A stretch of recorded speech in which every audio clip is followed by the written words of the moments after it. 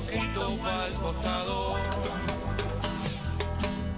Te falta mirar un poquito pa'l costado. Te falta mirar un poquito pa'l costado. Esta aparición pública después de un año nuevamente de Paolo Roca reclamando que los salarios en dólares en Argentina son muy altos, reclamando por mayores tasas de ganancia, tienen que ver con esa estrategia, con esa visión global que estos están llevando adelante, tendientes a hacer de la Argentina su país base desde donde ellos operan en el resto del mundo. Que la ganancia no sea por posición dominante monopólica, que entonces no es ganancia, es otra cosa, es aprovechamiento de una posición dominante en el mercado que te da un exceso de rentabilidad que no ganaste por esfuerzo, por innovación y por tecnología, sino porque sos el único que vende y además el Estado te protege con medidas antidumping y con subsidios económicos. Te falta mirar un poquito para el costado. You were successful, somebody along the line gave you some help. There was a great teacher somewhere in your life. Somebody helped to create this unbelievable American system that we had that allowed you to thrive.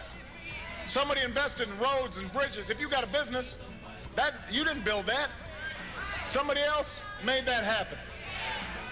¿Sabes cuánto quisiera tener tu estado? Falta mirar un poquito para el costado. El primer proceso de desarrollo industrial por sustitución de importaciones lo terminaron con el bombardeo de la Plaza de Mayo en el año 55. El segundo, que empezó con Frondizi, lo pasaron por las armas junto con una generación de jóvenes dirigentes el 24 de marzo del 76. Y el tercero, que empezó en el año 2003, está todavía vigente, tiene dificultades, contradicciones, pero yo estoy convencido que este país no tiene destino sin un fuerte desarrollo industrial que genere puestos de trabajo para que este país vuelva a ser lo que fue en la época del pleno empleo. Detrás de estos objetos hay trabajo argentino, hay costumbres argentinas, hay historias biográficas familiares o personales y historias biográficas colectivas. Hay luchas, hay huelgas, hay derechos adquiridos, logros. Y atrás de estas cosas también hay soberanía, ejercicio diario y cotidiano y mínimo, aunque no se puede llamar mínimo ningún acto de soberanía, ¿no? Buenas noches, bienvenidos. Esta semana hemos tenido otra vez el clásico techín de la lucha de las corporaciones contra el Estado. Por eso pensamos en esa canción de Gerardo Dorado, hay que mirar un poquito para el costado. Y yo creo que efectivamente los grandes dueños de las corporaciones, la gente más rica, tendría que mirar un poco más para el costado. Hacia ese costado donde, por ejemplo, no están solamente ellos, están empresas de un inmenso sacrificio, que se llaman pymes. Las pymes, que son el 99% del empresariado y que dan trabajo al 60% de los que no están bajo la protección del Estado cuando este es el que da trabajo. Les voy a pedir disculpas por la disfonía que tengo. San Lorenzo emocionó mucho esta tarde, el final del campeonato fue terrible. Y ya que estamos en la presentación del programa, un dato, por si no sabe, ganó Bachelet 62-38 en el balotaje en Chile. Pero nosotros nos vamos a ocupar hoy de lo que ocurrió esta semana, porque 2 años después, menos de que Paolo Roca, el dueño de Techín, salió a marcar la cancha al Estado y tuvo una respuesta del gobierno que vamos a recordar hoy. Y pareció que pedía disculpas, poco tiempo después ha vuelto a la carga y ha tenido nuevamente el Estado, a través del gobierno actual, que responderle a lo que parece ser nunca les alcanza, nunca les es suficiente. Vamos a recordar a través de los diarios lo que ocurrió esta semana, las protestas de la corporación. Aparecieron las declaraciones de Roca que fueron pronunciadas ante 750 empresarios en esta misma semana. Roca criticó las distorsiones en la economía el tamaño del Estado, la presión impositiva, y el tamaño del Estado tiene que ver con lo que el Estado se preocupa de los demás, de mirar un poquito para el costado, de pensar en el otro, que es lo que a veces le falta a las corporaciones, o lo que les falta siempre. Duras críticas del dueño de Techin a la política económica. Por otra parte, esto tenía la malicia de ser expresado en un momento escasamente oportuno. Es probable que ya estuviera previsto que Roca iba a hablar para toda esa gente, pero tal como estaba en ese momento el país, con todo lo que se había generado a través de la extorsión policial, posiblemente era bueno que tuviese el gesto generoso de morigerar sus palabras, sabiendo la importancia que tienen, duras críticas del dueño de Techin a la política económica. Vamos a contarles un poco hoy cómo ha sido lo de Techin en toda la historia de la Argentina. Quiero hacer frente a un debate político que me parece, o mejor dicho, una opinión del señor Paolo Roca, titular de Techin, que dijo que en la República Argentina el Estado es hipertrófico, etcétera, etcétera. A mí me parece muy importante este debate entre el empresariado nacional e internacional, el Estado y la sociedad civil, por una razón muy sencilla. Nosotros advertimos que el Estado cumple un rol absolutamente indispensable desde el punto de vista de su capacidad regulatoria y de asignación de recursos. Pero quiero transmitirle claramente que gran parte del ensanchamiento del gasto público en Argentina se debe a un componente que se denomina seguridad social. La República Argentina invierte 12 puntos de la seguridad social para generar la base de un Estado que permita garantizar inclusión social educativa.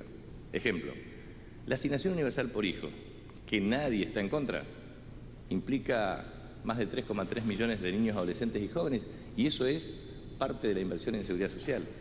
O los más de 2,5 millones de jubilados incluidos en el sistema social para tener una cobertura de carácter universal. 11,6 millones de personas están bajo la tutela de la protección del Estado en materia de protección social. Ese es el nivel de inversión pública del Estado. A eso se denomina hipertrofia del Estado por parte de muchos empresarios. Sí, efectivamente, esa es la hipertrofia del Estado.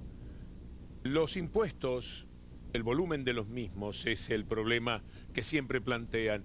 Una época en que el Estado atendía bastante menos a la gente y quizás pagaban de impuesto un 29, un 28%, ahora se les fue al 41, 42, 43, pero queda muchísimo dinero. Estoy seguro que el señor Roca no debe tener tantos problemas para llevar adelante su vida como para no pensar que su industria protegida por el Estado, a la que se le dan inmensas posibilidades de desarrollarse, como después vamos a ver a Obama que le dice a los empresarios, no lo hiciste solo.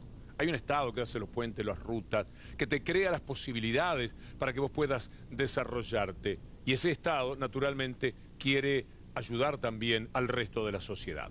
Pero antes de seguir y de ir un poco hacia atrás, un camino al revés que vamos a hacer esta noche, con lo que ya ocurrió con Roca y con la historia de Somisa y de Techin, vamos a compartir con ustedes lo que un destacadísimo humorista, fallecido hace pocos años, norteamericano, decía en uno de sus monólogos. Les voy a presentar al humorista porque no necesariamente en la Argentina se puede saber quién es este señor.